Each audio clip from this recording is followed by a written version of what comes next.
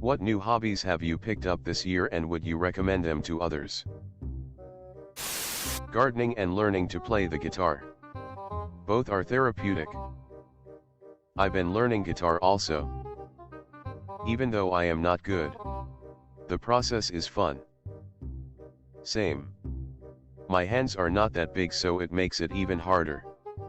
Plus, kinda infuriating when you just want to play without a YouTube video or something and can't play what you are humming in your head. That humming in your head? Try actually vocalizing it when you are trying to pick it out. It will help solidify note placement on the neck and your ability to figure something out by ear. Experimenting with cooking. Following a recipe online that you found is also good. But there's just an extra layer of enjoyment and discovery to be had when I try to work things out on my own. Especially when ingredients are limited. It's like a puzzle you can eat. The main point to not let not perfect overshadow good enough. You probably aren't gonna be winning any awards with your first few attempts, but that doesn't mean what you created isn't special in its own right. When I try a new recipe, I follow it. Then I can figure out ways to make it better. Same. Don't forget to check the comments for corrections or tips too. Sometimes authors overlook things and don't update their recipes.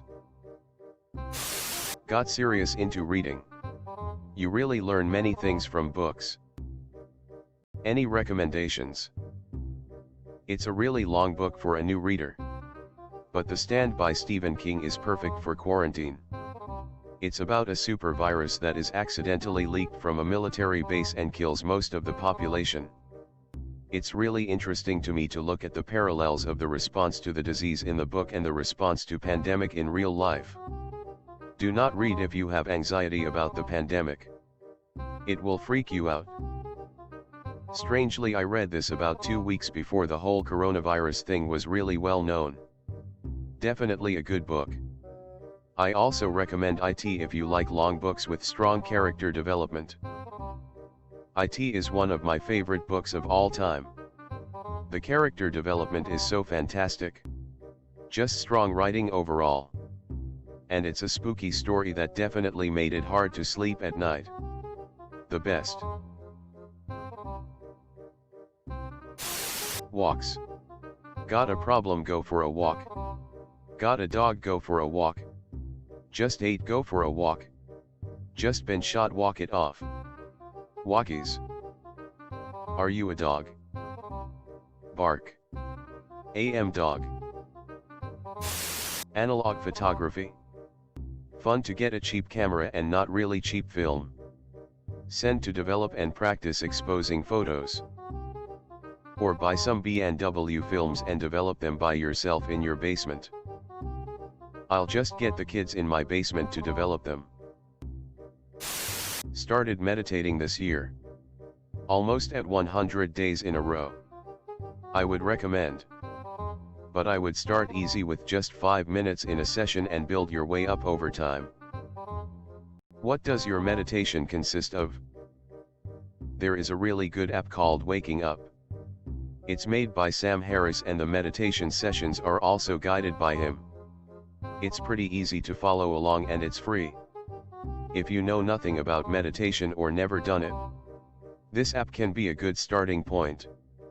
I started meditation at the beginning of this lockdown and would totally recommend doing it whether you use this app or some other resources. Why should I do it? What benefits does it give? I found it helped with anxiety and general state of mind. I'm calmer and less controlled by my emotions. I think of it like yoga. You can go your whole life not doing it and feel fine. But if you ever experience what it's like to have flexibility, you will look back and realize how limited your body was before. Well said. I started doing yoga and would definitely recommend it. It's good for you. Are you using a website or something? Yoga with Adriene on YouTube is a great place to start. Okay, I tried this. She had a 30-day program I decided I was going to follow. The first day was so hard I gave up about 20 minutes in. I do a lot of running and her first few yoga lessons kicked my butt too. I decided to split some of the days over 1 to 2 sessions. I'll be getting back into it soon. Dungeons and Dragons. It's practically therapeutic in nature. It's actually helped me a lot throughout the confinement. I've been playing D&D since 1991. And I'm so jazzed that it's become so popular. Enjoy. I started keeping fish shortly before COVID hit. And that has been a really good experience. We got into it with a small betta tank.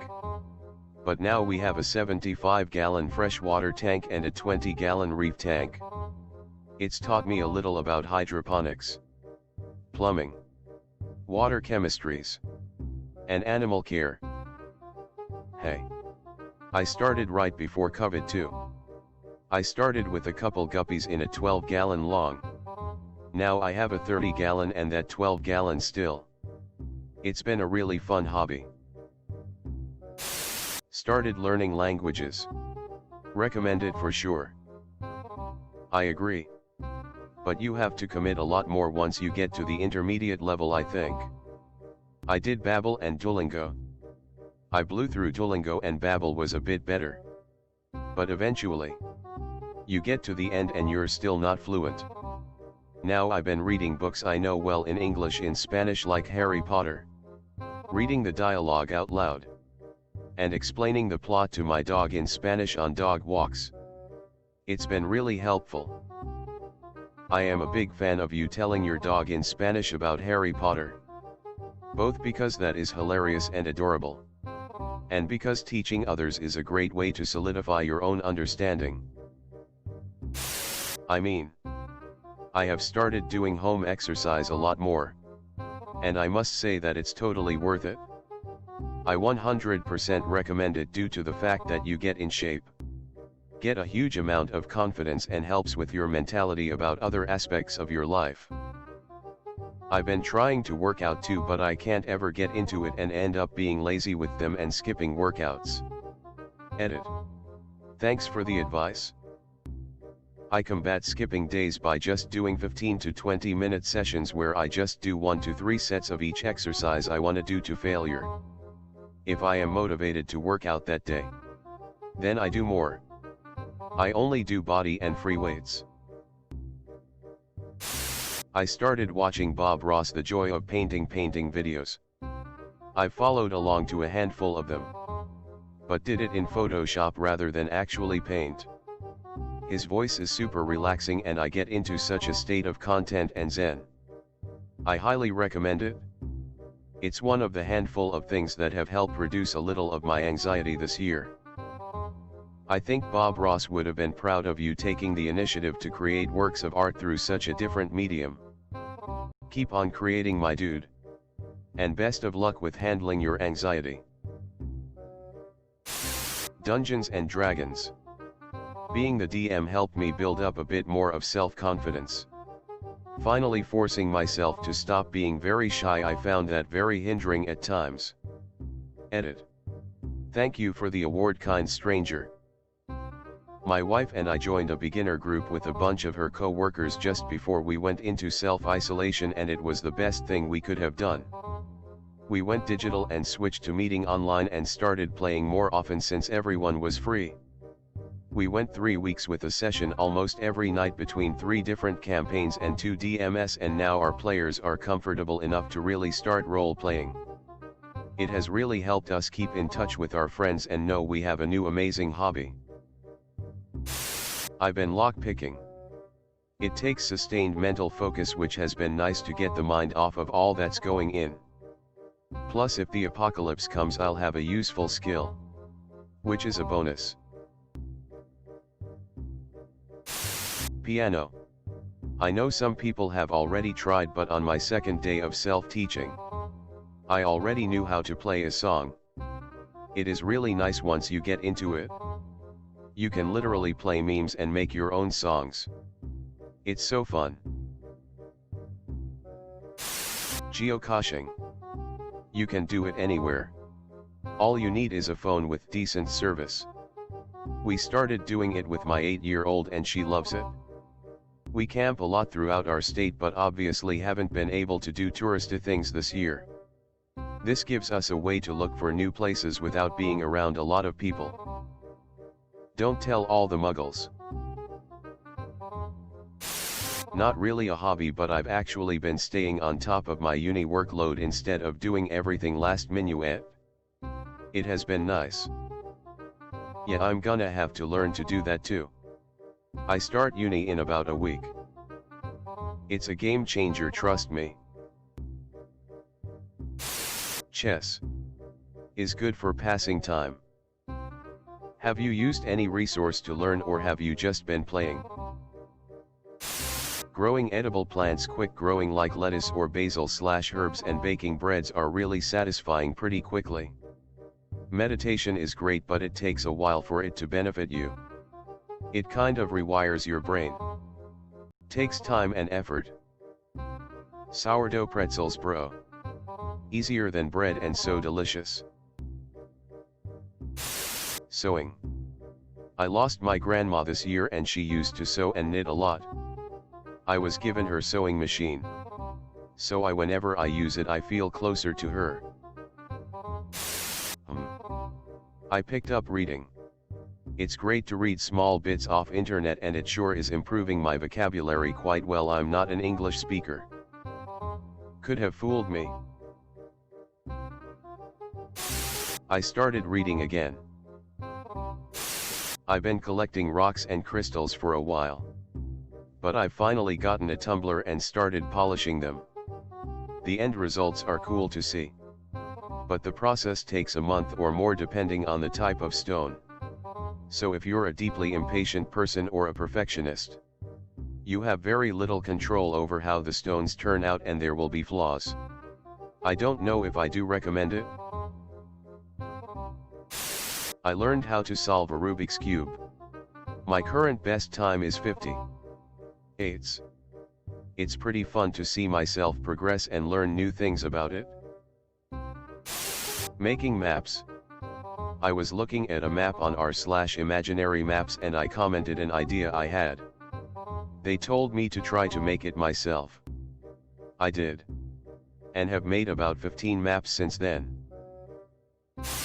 Quilting. Have had to order the fabric online, but it's been fun and good practice with my sewing machine. Building mechanical keyboards. I don't recommend it to anyone. It's a curse. On a similar note, programming your own keyboard. It's fun adjusting the keys to exactly how you want. Copy, paste and cut all on one key. Done. Being able to flip the left and right side so you never have to take your hand off the mouse. Done. I've always had input customization like this in the back of my mind, but kind of spooked by the prospect of getting too used to a highly custom setup and not being able to use a regular keyboard anymore. Irrational fear? Take your custom keyboard with you everywhere. Talk to people about it in detail. Don't take no for an answer. Raspberry Pi or some other single board computer. Good for learning Python programming while doing projects or even learning Linux command line. Set up a Pi hole. Probably best addition you can make to your network. Woodworking. I've made things that I've been able to make a quick buck on. I've also been able to make things I've wanted, like a wooden flag, hat rack, etc. Disc golf. Been eyeing it for a few years.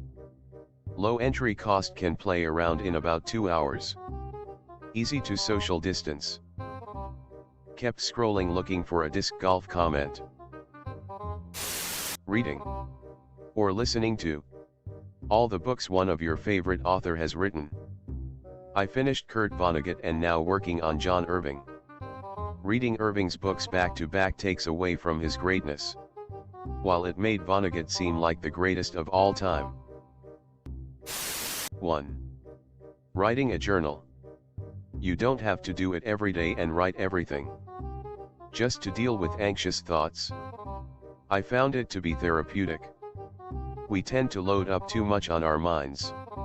Writing them in a book instead is like dumping them away. 2. Listening to podcasts first thing in the morning serves as a distraction from negative thoughts that make it difficult for you to leave the bed when you wake up. Taking care of plants. Some might die at first. Especially if you're starting from absolute zero. But it's not that hard, and seeing them thrive puts a smile on my face. Fishing. A cheap rod and some maggots and a chair is all that's needed. Mountain biking, because I sold my dirt bike to many areas, are no-go for dirt bikes with extremely heavy fines. Reddit for multiple hours in a day. Origami. It's actually very soothing. P.S. If done right, otherwise it's frustrating. Good thing there are a lot of easy tutorials available. Gardening.